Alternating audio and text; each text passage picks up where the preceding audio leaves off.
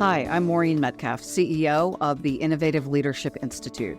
With me today are two leadership experts, Lynn Shollen and Sam Wilson. Dr. S. Lynn Shollen is the Associate Professor of Leadership Studies and the Department Chair in the Department of Leadership and American Studies at Christopher Newport University. And Dr. Sam Wilson is a Senior Lecturer in Leadership in the Department of Management and Marketing at Swinburne University of Technology in Melbourne, Australia.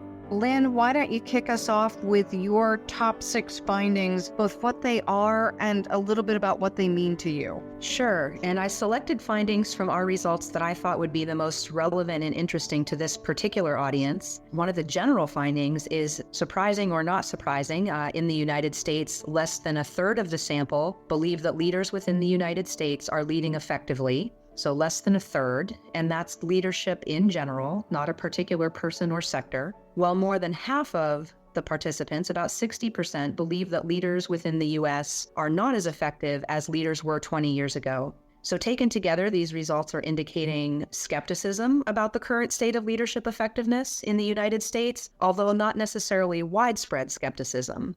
We aren't focusing on specific leaders or leadership, but we do get an overall perception that leader effectiveness is not so great and that it's declined over the last 20 years. That's telling. It is telling, and we're going to dig in here a little bit to sector, which gives us a little more insight if we take the data down a little bit in level. So about 50% of the sample believe that leaders in certain sectors are ineffective, and those sectors are education, religion, and the environment, with 56%, even a little bit more, perceiving that leaders in national politics are ineffective. So we have this perception of leader effectiveness low across several really key institutions and sectors within the United States. Again, it's not surprising, just given the division between the two political parties in the U.S., irrespective of which side you're on, because people aren't crossing the aisle much, there's a perception of divisiveness and inability to execute. That perception is just infiltrating various key institutions and sectors, even if it's originating potentially in a political or national politics sector. I wonder how much the national political behavior is infiltrating companies. It's a great question, and we do ask about corporate sector as well. That didn't show up as strongly as those other sectors did. When you have that larger overarching narrative that the general public is paying attention to, you need to ask the question of what's the trickle-down effect. Some of our next steps are to get a little deeper into that data to figure out how perceptions might differ across identities. So let's jump into the next finding. Sure. This is also related to followers' perceptions about how leaders are doing, and also gives us some insight to what they're looking for in leaders. And so especially the folks in your audience who are practitioners or leadership developers who help other people become more effective leaders, these are really useful findings for them. So 3/4 of the sample, so about 74%, perceive that today's leaders in the United States are removed from the experiences of ordinary everyday people. Like they just don't understand what life is like for ordinary everyday people. And the twist on this is about the same amount, 75%, believe that the best leaders understand the experiences of ordinary everyday people. So what we're getting with this result is that the large majority of followers perceive that leaders in the US are not meeting the followers' ideal of understanding the average person. Do you have a sense for what's feeding that perception? We don't, because it's a really general look at the data, but I think we're going to get a lot more insight into that when we start breaking it down by demographic. So let's go to the next one then. This finding is particularly interesting to me because, as I mentioned earlier, I study identity as related to leadership. So we asked folks how comfortable they would be with leaders who differ than them in certain identity categories such as gender, race, sexual orientation, and so on, and how willing they'd be to follow leaders who are different from them in those categories. And this is also important because we're having a lot more kind of re-emphasis on identity politics here in the United States. About half of the respondents convey that they're comfortable with a leader who's different from them in the categories of gender, sex, race, ethnicity, sexual orientation, and income level, with a bit fewer saying they're comfortable with people, leaders who have different religious beliefs than they do. Not quite as many, a little under 50%, say they're uncomfortable with a leader who differs from them on political views, which makes sense. The views are confirmed when we look at the data for followers actually willing to follow leaders who differ from them, and we get the same emphasis that they're actually willing to follow about 50% or a little bit more someone who differs from them in these identities. Not quite so much in the political views. That's a bit more of a sticking point where only 34% would follow a leader who differs from them in political views. That seems dramatic to me. If a third of my followers will be less inclined to follow me because of my politics, it seems like we're now getting to a point where it's going to be tough to get the work done. And it could also depend on the context. If we're talking about getting work done in a context where political views are highly salient or relevant, that might be a real little sticking point. But there might be contexts where it doesn't matter as much. And so again, we've asked participants not to focus on national level politics, but we really don't know how much they are thinking of that just as a background mental model. So then what is next? This question, this next result gets to what followers are looking at in terms of what they want leaders to be paying attention to and what they want them to be doing stylistically. And so the most striking emphasis is that respondents or followers put so much emphasis on the importance for leaders at both the national and the local level, so even the community levels, to create an environment that supports diversity. That seemed to be widespread support for followers wanting to see that in action from leaders. And equally important to the followers was that leaders at both the national and local level seek to take care of the natural environment. So we're seeing a lot of emphasis on not even really which sector you're leading in. Followers want leaders to pay attention to what's happening in our physical environment. I think it's really important for folks who are stepping into leadership roles or are already in leadership roles to acknowledge that followers are looking for leaders to go beyond just what it takes to get the job done, and perhaps even just the focus of the group or the organization. They're really looking for leaders who care about being inclusive, who care about gathering diverse perspectives, and who care about taking care of the larger environment outside of that particular group or institution. This is so important as leaders and future leaders are listening to this information to be thinking about if we influence, and that's what leadership is, it's important to understand what we do that gets in the way that we may not even be aware of, and what we do that really accelerates our influence. Yes, absolutely. And also to take into account that followers, they want to be seen as the individuals that they are, and I think they want their identities to be recognized, and they want to hear perspectives from other people that may or may not differ than their own. There's a lot of evidence now that shows cognitive diversity in backgrounds and experiences that come from all the different identities we bring to the table adds value and creativity and innovation to our decisions, and followers are looking to see that happen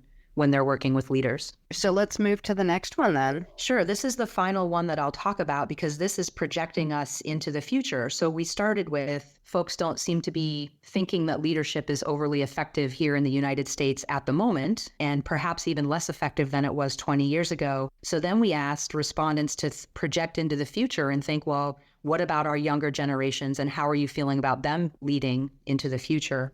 So just over a third of the respondents believe that people in today's younger generations are motivated to lead. 37% think that younger generations are motivated to lead, whereas about 35% believe the contrary. So there's a little bit of ambiguity.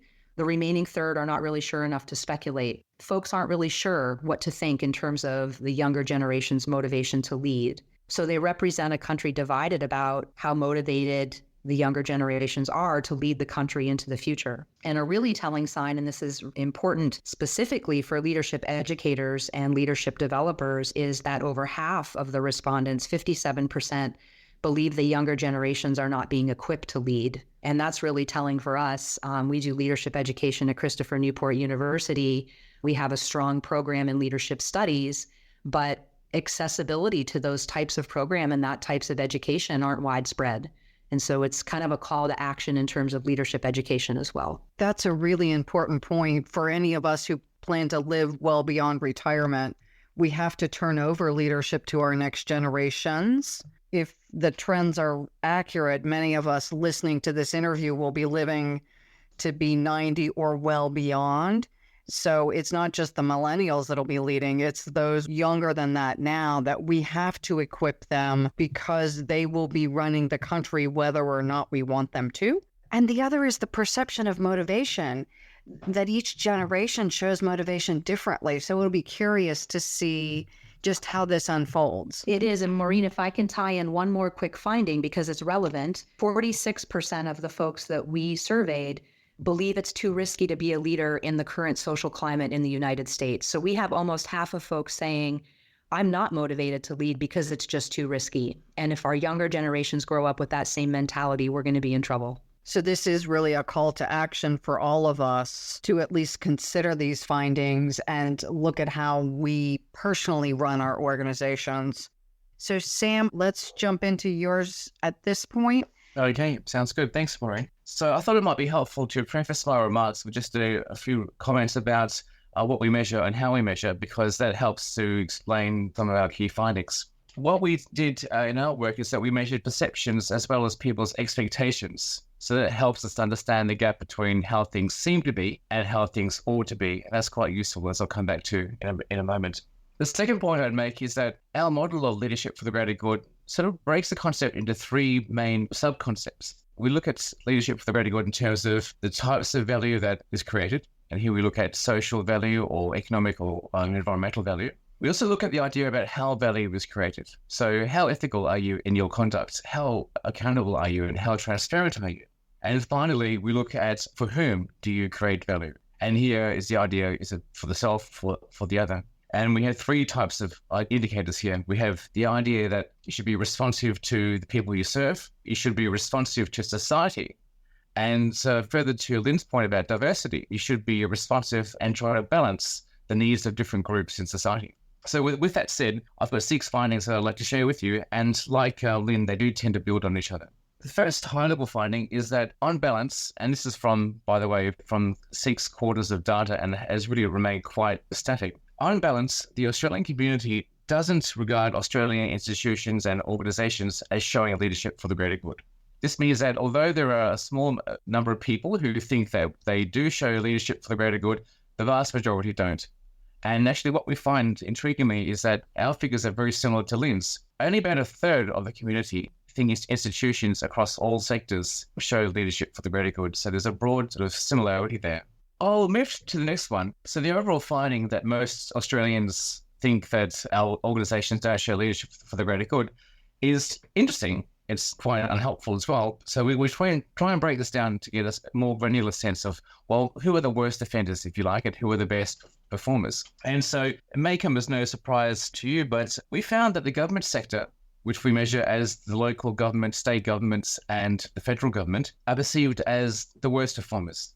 Most people think that they really don't show any leadership for the greater good. And our figures are very similar to Lynn's, actually, whereas a quarter of the population think that they do overall show leadership for the good. Most people don't think they do. In terms of the best performers, we find that a linked institution, the public sector institutions like public schools, public hospitals, the justice sector, by which I mean the police and courts, etc., these are seen as showing, on balance, leadership for the greater good. We find these trends to be quite stable over time. So the public sector is viewed positively over the last year and a half, and the government sector is viewed as stubbornly bad, basically. This sort of raises something of a paradox here in that the public sector and the government institutions are connected.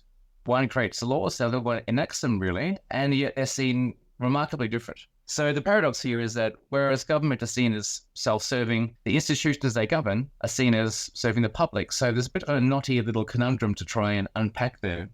And another finding I'd like to share, just moving on from that, is that looking at some of the indicators or drivers of leadership for the greater good. And I want to focus here on our findings for government institutions. Unlike businesses and not-for-profit institutions and public sector organizations, people expect political leaders to actually almost do the impossible. We expect them to pursue social goals and environmental goals and economic goals, and we expect them to focus equally on these things and pursue them with equal vigor. But of course, as we know from research looking at social enterprises, for example, it's terribly hard to actually pursue these conflicting goals simultaneously. There are always trade-offs and tensions and paradoxes that must be encountered and dealt with. and it's not always easy to do so. So in that regard, I do have some sympathy for these leaders who face a somewhat impossible task. One thing I would say too, I want to pick up on a point that Lynn mentioned about the environment. We find as well that across all sectors, especially government, people expect the government to focus, or leaders rather, more generally, to focus on creating environmental value much more than they actually do. But here's where it starts to get quite intriguing. In terms of the government sector, I'll just focus on that. It looks like the government sector is performing very badly in terms of their focus on the environment. And yet, and this is a bit dispiriting, when we look at the role of environmental concern in terms of being a driver for leadership for the greater good, it kind of drops out. So we find that people are concerned about the environment, but in terms of judging political leaders, they don't really get punished for it, at least not yet. We say we care, but we don't act. And that seems to be consistent with in the US, not voting leaders out. Yes, we see similar things here as well. Often the issue seems to be framed about the short-term economic cost, which seems to dominate the field in terms of one's judgments. The final point I want to share in the interest of time, Maureen, is about the key drivers of leadership for the greater good. So the question here is, okay, so we see that the overall state of leadership seems to be bad. We expect much more than we actually are getting, but what can we do about it? This is for those who might practice leadership. What can my institution do to increase the sense among the community that we serve the greater good? And I'll give you 4 findings that relate to each sector. So first of all, we find that for the government sector, the major driver here is being seen to behave ethically, followed closely by the need to be accountable for your actions and misdeeds. And we see very similar patterns actually for the business sector, as well as for the not-for-profit sector as well. And the intriguing thing about this is that these are about how value is created. People are much more concerned about how you go about doing what you do. That seems to be the most dominant prevailing judgment about are you serving the public interest. But when we look at the public sector organizations, we find it something slightly different. The concern here is not the type of value you create or how you create value, but rather it's the question of for whom are you creating value? And so for public sector organizations, being seen to be responsive to the people you serve and being seen to care about the wider community and balancing needs of different groups in your community, these are the major drivers in that context. So we see here that there's no simple story here. It does matter about the context you're in and the institution you're in and people's expectations about what you're supposed to do. It's interesting to see how those differ. Do you have any clear sense of why that is? I have a few ideas. I mean, there's often talk about different types of institutional logics and different goals that organizations perform. And of course, we have different expectations about what different types of institutions should do. And we see that reflected in our data. So, for example, we expect businesses to be more concerned with economic goals than, say, social goals or environmental goals by virtue of being businesses. Having said that, in terms of showing a leadership for the greater good, businesses get no credit for pursuing economic goals. That's just what they're supposed to do. You don't get credit for doing a job. But it's consistent with notions of shared value, for example, when businesses actually strive to pursue social goals and strive to create environmental value, then they do get some credit. Let's move to your other findings. I'm just sensitive to time. There are many more findings besides, and we can actually drill down according to demographics as well. We have a great little filter function on our website. They're the high-level findings. So on balance, when we hold the mirror up to the community, we don't really like what we see, but there is hope. What is the hope? It's difficult to actually define leadership for the greater good. It's such a slippery, strange, complex concept. But it's pretty clear that people have a very clear idea about the types of value that we need to create. And the idea that really we can't just pursue single-mindedly economic value at the expense of social and environmental. We have to find a way of pursuing these goals simultaneously. And you'll get credit for it if you actually manage that. We also see people concerned about not just value creation, but also questions of distribution and fairness. So we see that you have to be seen to show concern for the wider community, and you have to be responsive to people. If you trip up, you have to be accountable. None of this is really news in some respects, but it makes it very clear about there are 9 things you need to do. Within each sector, there are 2 or 3 things you should do first. So that's helpful. If I were to go look at your website, I would see those 9 things, and by sector, I would see the top areas. That's right. So one of the things that we were at pains to do, Maureen, is to make sure that these findings are locked behind paywalls. So what we've done is created this website, the AustralianLeadershipIndex.org, and that presents all of our findings. So we're completely transparent. Every time we have our findings, they come through, we load them up, and we've created this interactive data portal where people can explore the findings from the high-level work to the very granular detail. They can also create their own charts to explore the data for themselves. So we're mindful that people have their own questions. And so we've created a tool that enables people to ask their own questions and answer them. And we think that's quite unique. And that's one of the things both you and Lynn have done, is created portals so that this information is shared. I can't overstate the value of that. When we think our leaders aren't getting the job done, it's not helpful to say leaders aren't getting the job done, but we're not going to tell you what needs to get done. Exactly. Yeah. We have a few minutes left. Sam, can you take a couple of minutes, and then Lynn do the same, to tell us how to get access to your information? Yes, certainly, Warren. I'd be very happy to. So people can visit AustralianLeadershipIndex.org, and there they'll find some general information about the surveys, a bunch of articles we've written that we share via a Creative Commons license, and they'll see 4 main pages that break the data down in terms of the high-level findings down to the findings for each institution. They'll also find something called a chart builder on the AustralianLeadershipIndex.org website that enables them to say, what do I want to know about? It could be accountability or ethics, for example, and they can then filter down.